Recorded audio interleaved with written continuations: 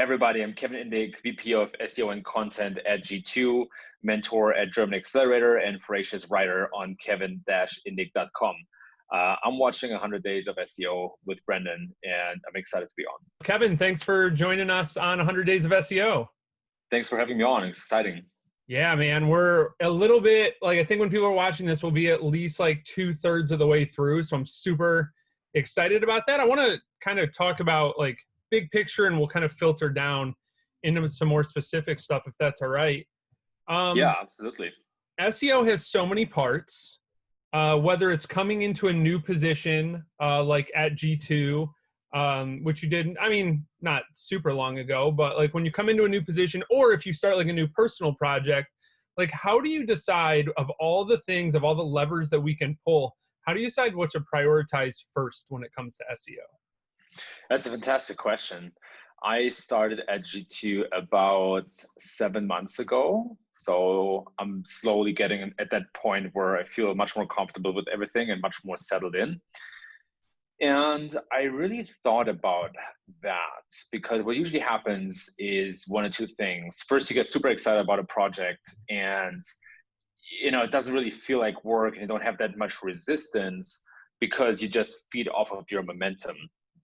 And then the other thing that happens is you get very overwhelmed in the beginning, such as with a new job, and you first have to sort your way through. You have to understand how things work, what you can impact, and what goals make the most sense.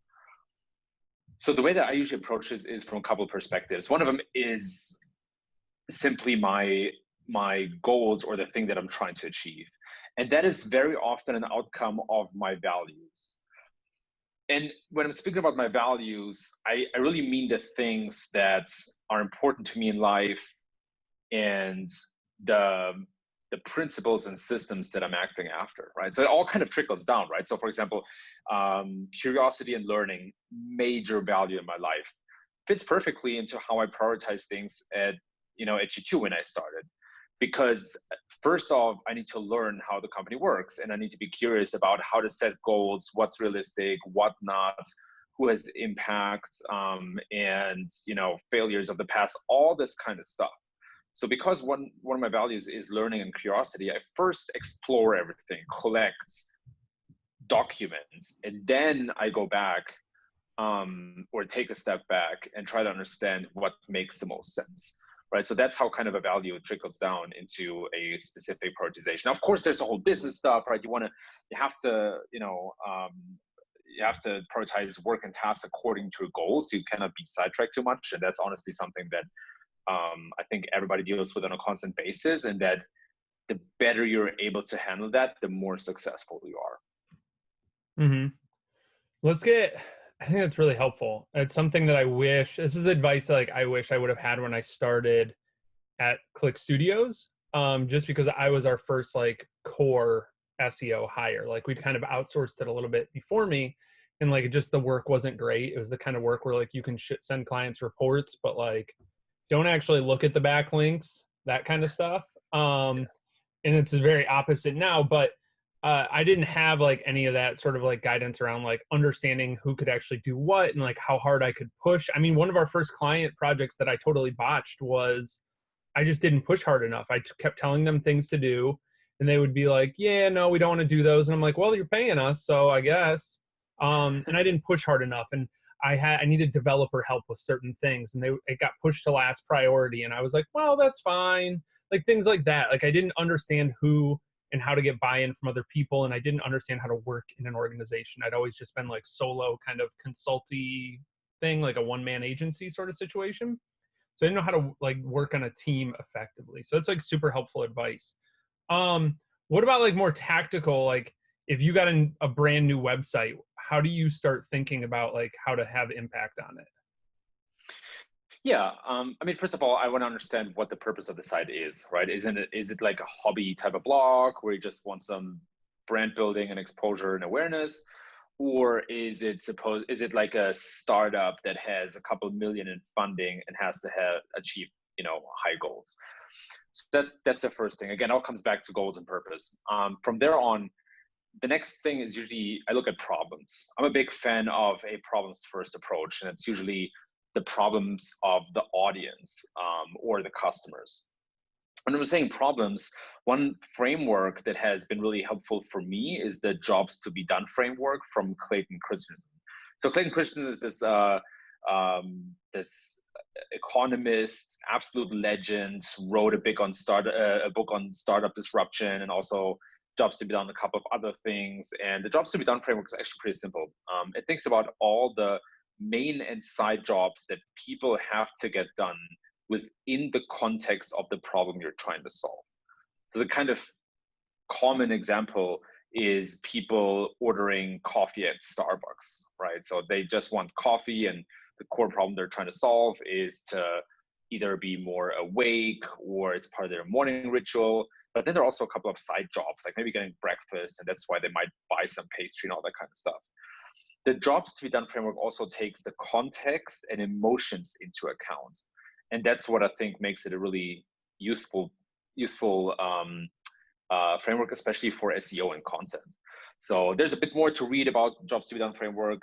It's basically a simple 5-step process, but it takes this really nice problem first approach. So then depending on the problem or problems and how important they are and how people feel about them, that helps me to define the strategy for a new site, right? That defines me to understand, okay, what approach should we take here?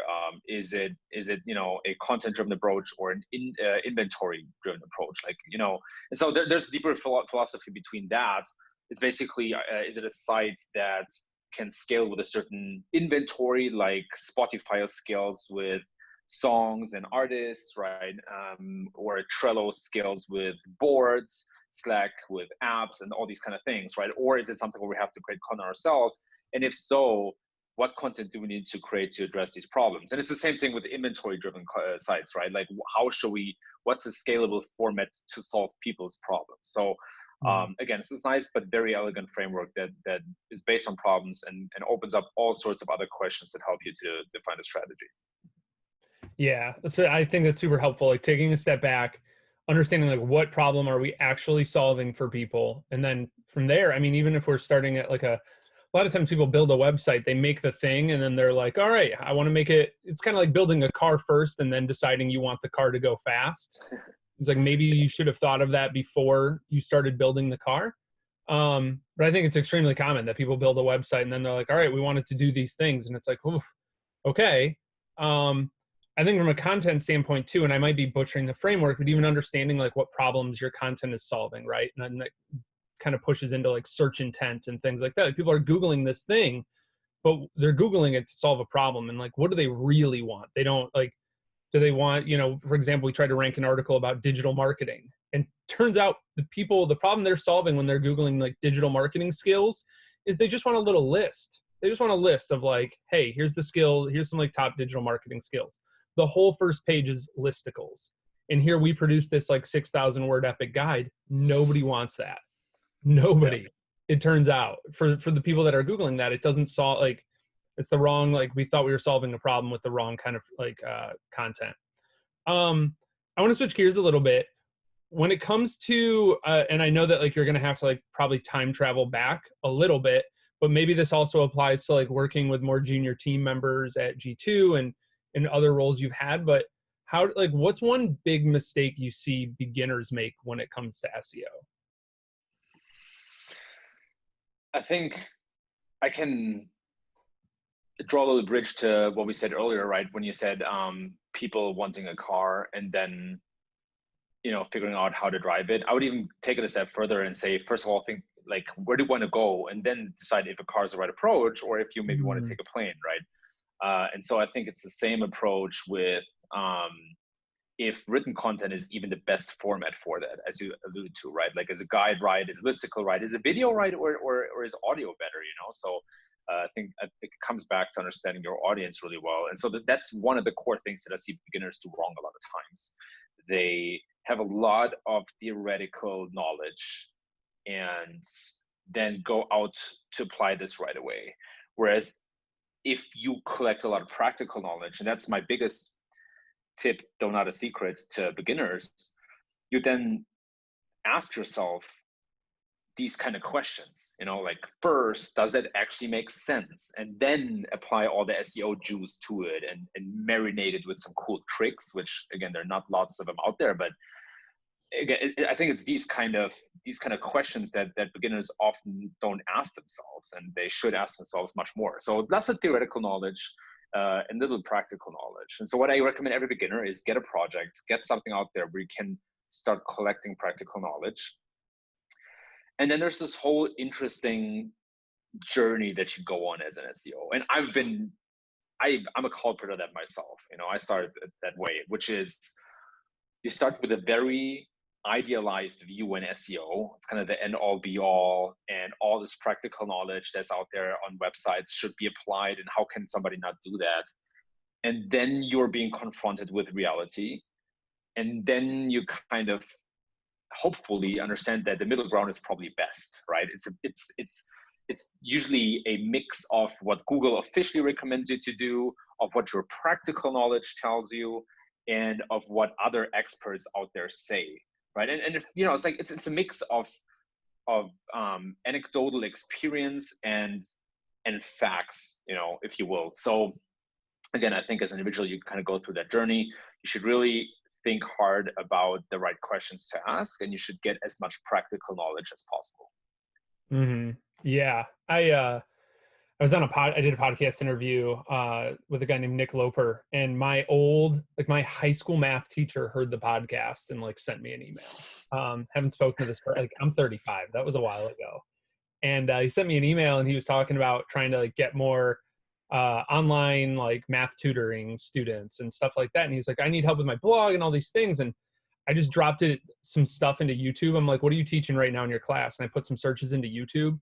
The top videos have 4.3 million views, 7.6 million views. And I'm like, the blog is not the answer, man. You're not going to get those on a blog. So figuring out that, I'm going to help you brand this. We can call it the airplane approach. The Kevin Indig airplane approach, about figuring out, should I take a car or an airplane or a bus or whatever, or a skateboard.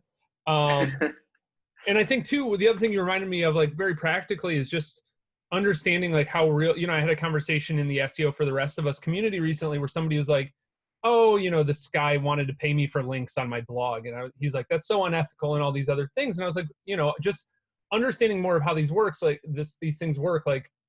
I don't advocate blindly buying links. I think it's almost never the right answer, but it's you're paying for outreach, software, you're paying for people to write content, you're paying for links. It's just, people have a weird gray area about a lot of things, and everybody, I don't want to tell anybody where their morals and ethics lie, but Google has this well, don't pay for backlinks things, and don't link build and all these things. And it's look, that's marketing, that's things. So I guess my point is that I think the more you figure it out, and the more you figure out how things actually work, and not in a jaded sense, but just start to understand what you're actually doing, I think things are a little more helpful. And then the final third thing it reminded me of, which is really also helpful, is just, we have a website that I'm working on right now that has client site has 5,000 soft 404s.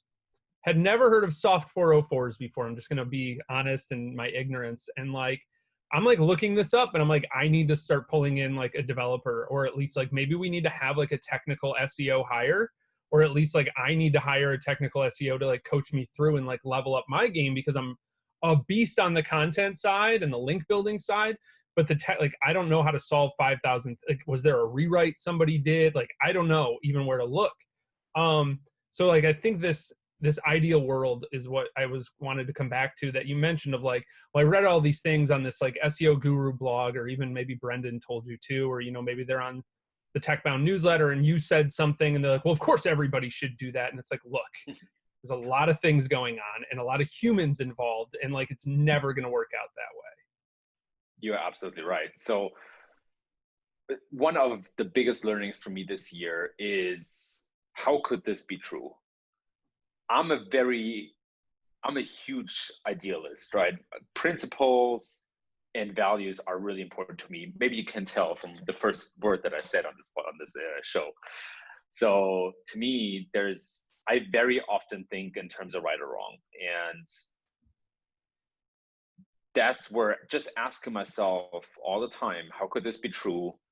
how could the opposite be true of what you're thinking has been really, really helpful in just accepting that there are very few hard truths, black and white, 100% truths. So there's very often, even if it's a 95 to 5 type of thing, there's still 5% of opposite truth than what you thought. So I think if you start out as an SEO beginner, or even like for not beginners, if you dare to take on that mindset, brings you way further. And also what she said, and reaching out to other experts and asking them for help, very smart thing. If you are able to get over your ego, and I'm also speaking for myself here, and just ask other experts to show you and help you and coach you, you'll advance so much faster. We're talking about 10x speed here. Just go into an expert and actually be like, oh, hey, I don't know, I have a problem with the super technical thing. I know you're an expert. Can I get 30 minutes? Can I pay you? Can I exchange something? Whatever, right? Super valuable, helps you way more than reading 5 articles about something. Yeah, absolutely. I've gotten help with putting together content clusters. I've gotten help with figuring out better ways to do outreach. And I'm not saying you have to hire a coach for everything, but especially the noise around SEO, because of the nature of our work, it's one of the few skills you kind of can't learn from Googling it, because it's such a weird churn of, I'm an SEO expert based on my blog where I teach you that I'm an SEO expert about my SEO expert blog. It becomes really a hard thing to learn. I think I completely agree. Looking at people who are doing it for real clients or real companies and reaching out to them is way better than trying to Google it and just reading, those blogs that I won't call out in this episode, but I feel like I do every episode. I somehow weave it in. It's so snarky. Yeah, man. And that was something I learned from Ross Simmons. He has a company called Foundation. He was like, have you ever had another SEO audit your work or audit a site you're working on? And I'm just like, no. Why? Why haven't I people pay me for that. Why wouldn't, if it was important enough, why wouldn't I pay somebody else? And I think that's a big mistake that more advanced SEO mistakes, advanced people, non-beginners make, because they don't have those peers that they have relationships with, look over their work or kind of help coach them through some things. Do you see any other mistakes, moving on from beginners? Are there any other mistakes you see more advanced SEOs making? I really love that you mentioned peer reviews or just asking peers to look over your shoulder. That so many other strong professions are doing that. And again, I think it comes a bit back to ego. And again, I'm guilty of that in part, but just the idea of a mentor and coaching is so strong. I mean, the best athletes in the world have coaches. So, who do you think you are to think you don't need a coach in whatever profession? So, and there are multiple ways to go about that, and mentors. And that's kind of my tip for advanced SEOs. There's 2 things. First of all, do you actually get a mentor? Somebody, maybe it's a group, I'm in a couple of Slack channels that really helped me out, where I try to be super humble and just post my assumptions and tell them, tear them apart. I'm trying to stress test my assumptions here. Sometimes it's very simple things, it's not always that super sophisticated JavaScript rendering issue or something else, or how entity optimization stuff. Sometimes something very basic, where I just ask other people to help me see holes in my assumptions, and you always find one. You always find at least one. And then the other thing is a mentor. And if you can't actually get a mentor, what you do is you imagine a mentor. So there might be someone out there who you really look up to, who you might not be able to reach out to. And what you do is you think about a problem you're trying to solve. You describe it in as much detail as you can. And then you think about, imagine that you send that problem to the mentor, and then you imagine about what the mentor would say. And then you imagine about how you would react to that. And then you imagine again what your mentor would say to that. And what you find is that you'll never need a mentor actually, or need to send an email. And instead, just by putting yourself in the shoes of some of the people you look up to, you often come to the conclusion yourself, or you at least know what the right next step is. And sometimes that's getting help. Sometimes that's getting a better understanding of the problem. Sometimes, it's something you need to learn, but it often comes back to the same type of things. And very often the problem is not shaped out in the best way. So these are things that I personally use and that have helped me a ton. Yeah, that's way better advice than something. I appreciate the more like, not high level advice, but like, not like saying it's too broad, but like versus like, don't do like this tactic or something like that. That's super helpful. I think along the lines of mentors, I really look up to Ryan Holiday a lot. He's one of my favorite authors, and he has this great, I share it more than anything else, this article about finding a mentor. And like the first thing he says is like, just don't ask anybody to be your mentor. Like that's too much. Anybody who you want to be your mentor does not have time for that responsibility. But like number one, just ask people questions. And if they give you an answer, go do it and then tell them you did it, because nobody does and nobody follows up. And then you earn the right to keep asking questions. Like some people I've never called them my mentor. I've never, like, we don't have that kind of relationship, but I've been conversing with people. There's a guy, that owns a creative agency out of New York City. And right when I was figuring things out 3 or 4 years ago, I sent him some emails based on a Medium post he wrote, and he answered, and I did stuff. And 6 months later, I followed up, and like, I just had an hour call with him not that long ago over Skype. Just like now we have more of a cadence of like, he knows when he tells me to do stuff, I'm going to do it. And like, he's playing the long game. I also liked your point about just like imagining what they would say. It's kind of like the question of like, if a friend was having this problem, what would you tell them? And all of a sudden you have like total clarity. Yeah. It's funny what happens when you take your own ego out of the equation. And deep down, we often know the right answer, but it's hard to, like pick off the layers and get to that truth. And sometimes it's a bit uncomfortable. But I love Ryan Holiday. Huge, major fan. Just recently saw him live. In a book reading for his new book, and there's so much wisdom that I got out of his stuff. But I think you touched on a really important point, which is to phrase good questions. Not as easy as it sounds. So a weak question would be, I'm not getting organic traffic. What can I do? See, like I have a pretty open inbox. Like I have my email on my site. I post on social media and I incentivize people to reach out to me. And if you are subscribing to TechBound, to my newsletter, and you respond, it goes right into my inbox. So I get actually quite a lot of questions and people reaching out to me. And I love helping out because I just want to give back, right? Like I got so much from people helping me without expecting anything in return. But so I get a lot of questions, right? And a lot of people ask me these very poorly phrased questions. Like, again, I get only little organic traffic. What should I do? And a really good phrased question is, I'm getting or my organic traffic decreased. Here are 3 assumptions that I have. And for each assumption, here are 2 to 3 things that I'm planning to do. And I want to know, like, this is just what I'm thinking. Am I on the right path? Yes or no? Just reply with a Y or an N. Perfect. That's, and by the way, if you work in a company and you report to someone, which everybody does, you should actually think about the same thing. Make it super easy, for your boss or for your manager to say just yes or no, and show them you thought through all the options and show them your thinking and rationale. And when people reach out to me with such a kind of question, first of all, it shows me they're very much on top of their thing, and I'm much more inclined to help them maybe point out a way where I would think differently or take another angle.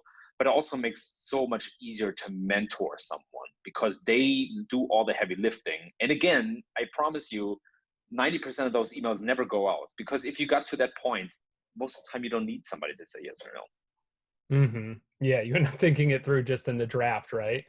Right. Yeah, I like that. I also like the help me prioritize these. Like, what would be most important? Like, just bold 1 or 2 of these. Like, what would you do first, or like number them 1 through 6. That's super helpful. Awesome. I want to ask one more kind of big question. And this is just selfish for me. And we talked a little bit about this previously, but so at Click Studios right now, it was me, and then it was me plus one other person we're looking to add one other, we're going to hire again really soon. We're doing some interviews right now, and that brings our team total to 3. I can see a lot of ways that like we continue growing our team. I would love your input around like just like thinking and frameworks around growing an SEO team from scratch. We've just, I'm going to like do the things right now. Like, here's what I'm assuming and here's what I'm thinking. Awesome. But I like, so I'm assuming and thinking like we're looking at like problems to be solved and trying to think forward of like what problems we have right now and then what problems we're going to have in the future, so that we're not just hiring for the right now and then we're still shorthanded, right? As soon like immediately after a hire. So like thinking those things through, like a lot of what we need right now is like in-house link building, and like we need a lot of in-house like content. We outsource, not outsource, but we use a lot of like freelancers and stuff right now, which is great. We also need, frankly, like another me, like another person who can think strategy and see like bigger picture stuff and is like really focused on SEO.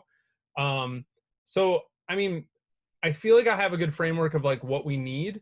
My question is like, how do you go about like the actual building of that team, whether that's like keeping the team together long term, finding the right people, or even am I like missing something in how I'm thinking about like a really small team? Yeah, great question. Something that I've been thinking about a lot in the last 6 to 12 months. In part because my team at G2 is 5 to 6 times larger than what I had at Atlassian. So major team, tons of people.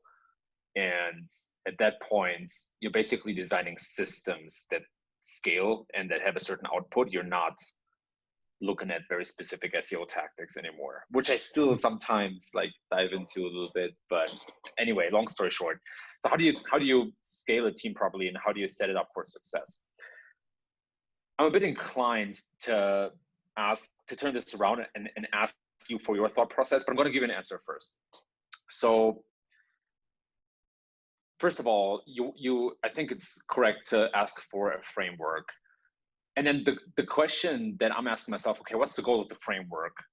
The goal is to make the right decisions for people. How do you make the right decisions? They're based off of a couple of factors. Number one, goals. Like, what are you trying to achieve? And I'm more thinking in terms of business goals.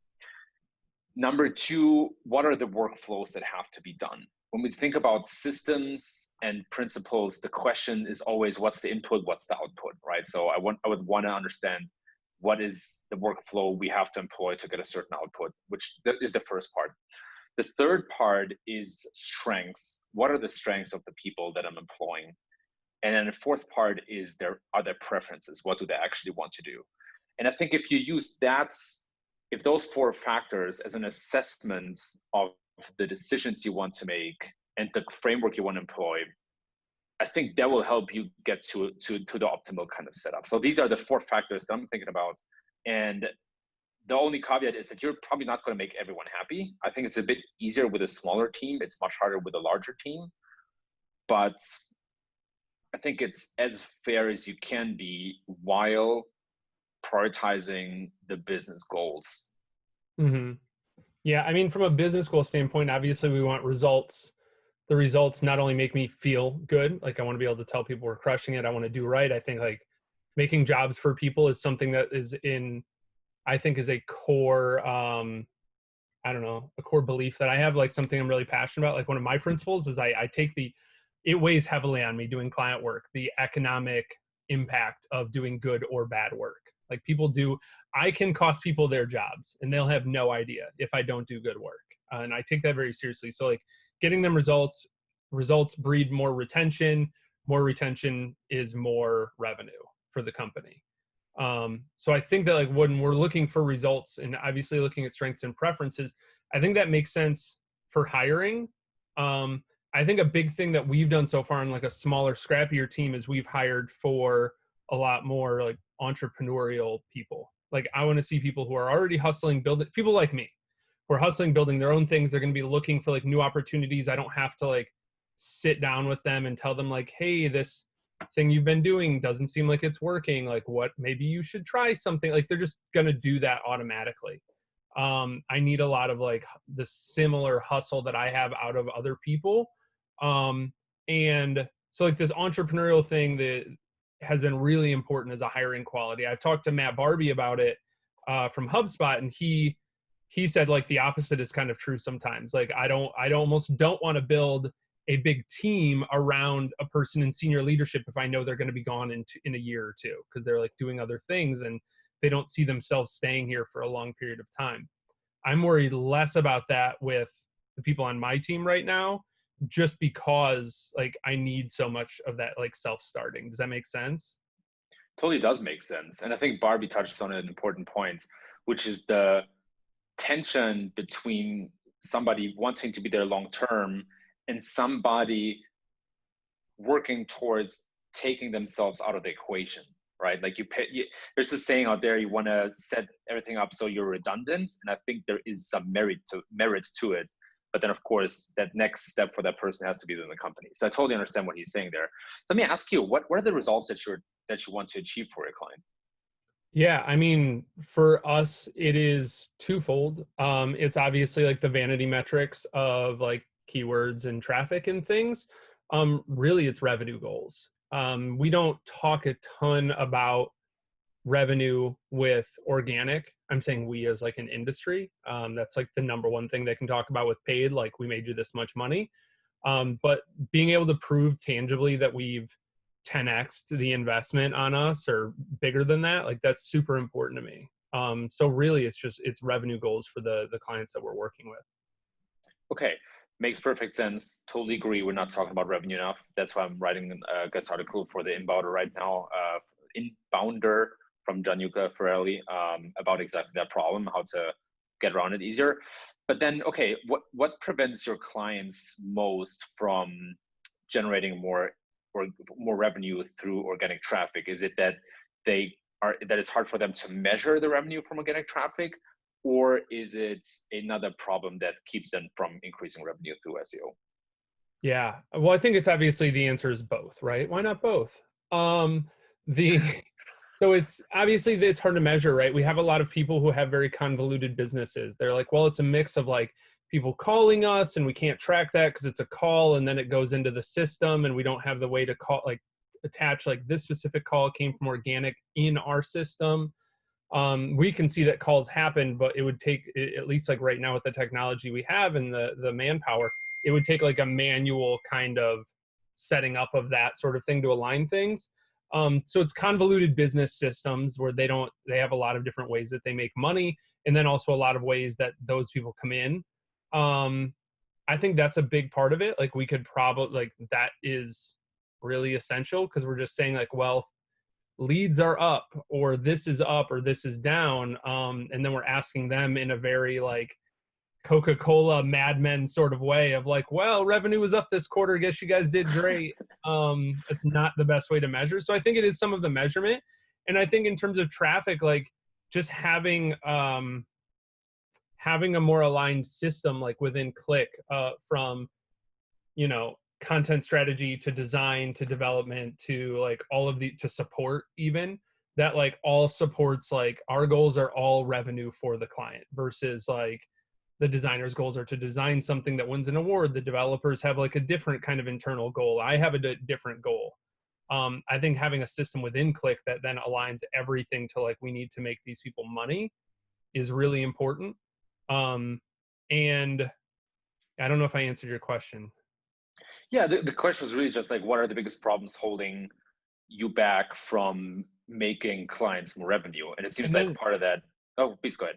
Yeah, the last thing is just like I don't have enough time. I'm so busy. Like I'm an executor. I still execute a lot of things, and I don't feel entitled to any of this, what I'm about to say. But working towards it, I think, is important. Is just I don't have the headspace to think about bigger stuff because in a lot of cases, I'm still uploading content to clients' blogs. I'm still formatting H2 tags. And again, I'm not above that. It's just if we want to be able to do bigger and better things, like I need to be able to like have some time to like pull out of that a little bit, if that makes sense. Hey, it sounds like you got really like two really good objectives to structure your team in a certain way, which is to, for you to get more headspace to be more strategic, and the other is to help your clients understand revenue from organic traffic much more. So that's how I would structure the team, problem first approach. Yes, I'm taking notes. I'm right. I mean, Yeah, I guess I can watch this as many times as I want, but I'm still writing it down. Um, do yeah, it that's helps really me to think. helpful. That's really helpful. Last question, promise. And this is super important to me. Again, this is one of those like asking for a friend kind of questions. I would love to talk. I would love to talk about like career in SEO. Career is not something I ever thought of. I came up in the online marketing world, so I thought the goal. I was a teacher at the time. The goal is you build a side hustle, you have it meet your your salary, and then you quit your job and you're this like online person. And then I things changed and I was like, oh, there's this world where you just like workplaces.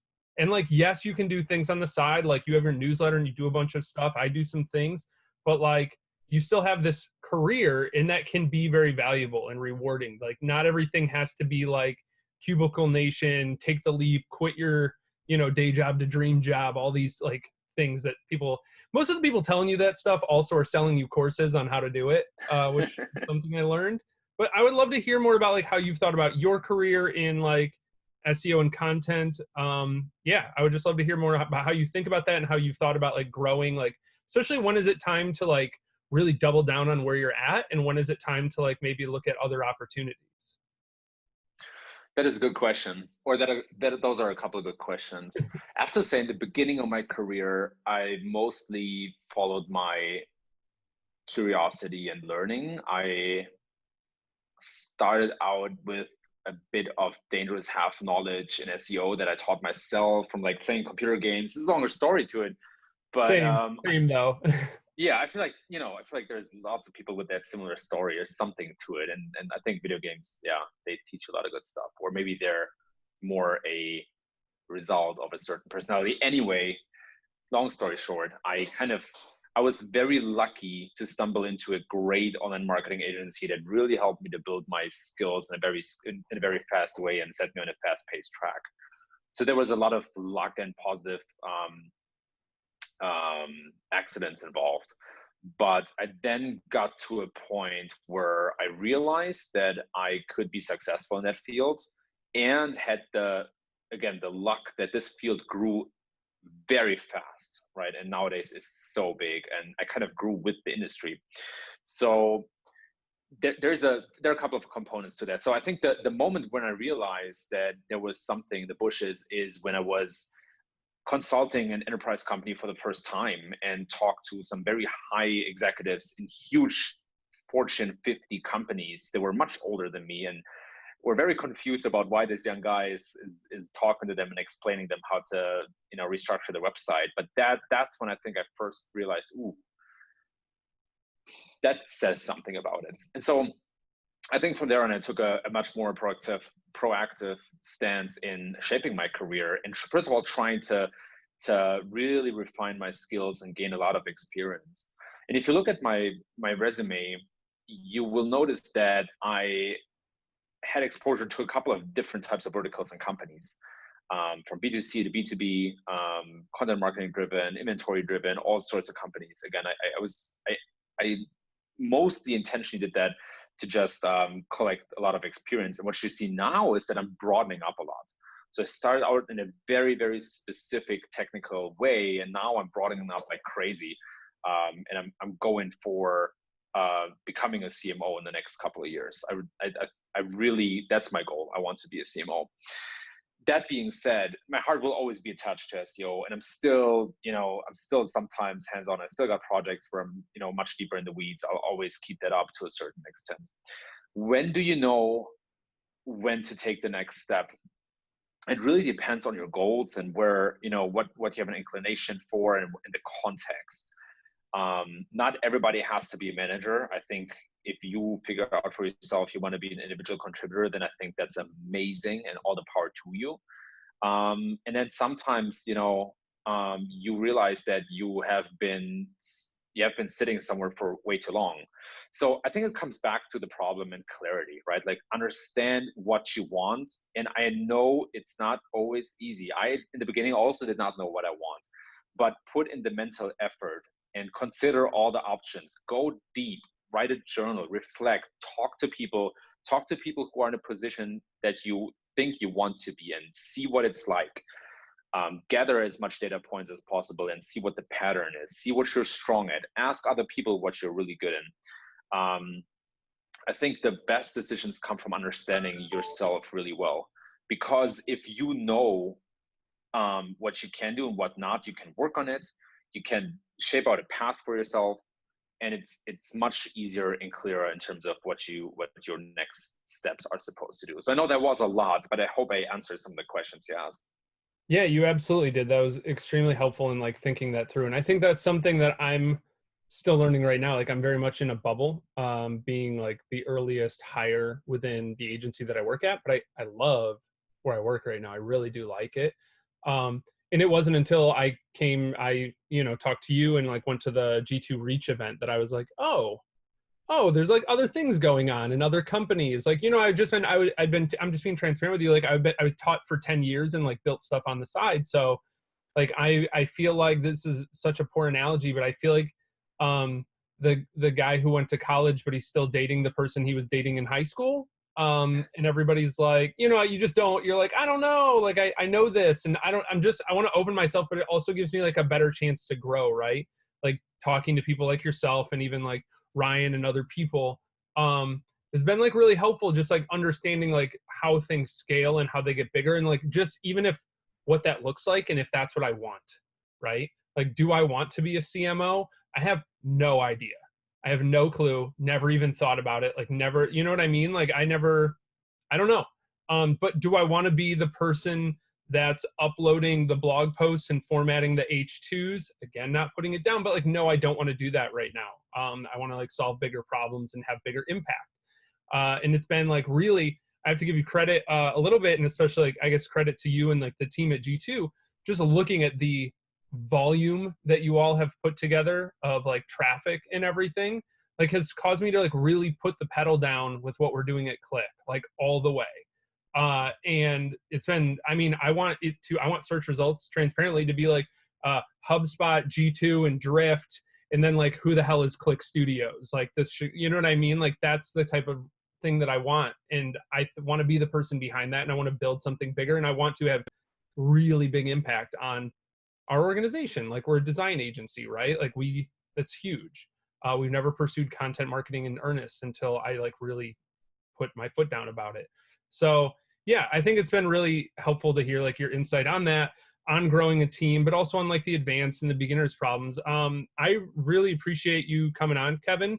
I guess I would love to hear like more about where people can find you, talk about like TechBound and everything else you have going on. Yeah, thank you so much.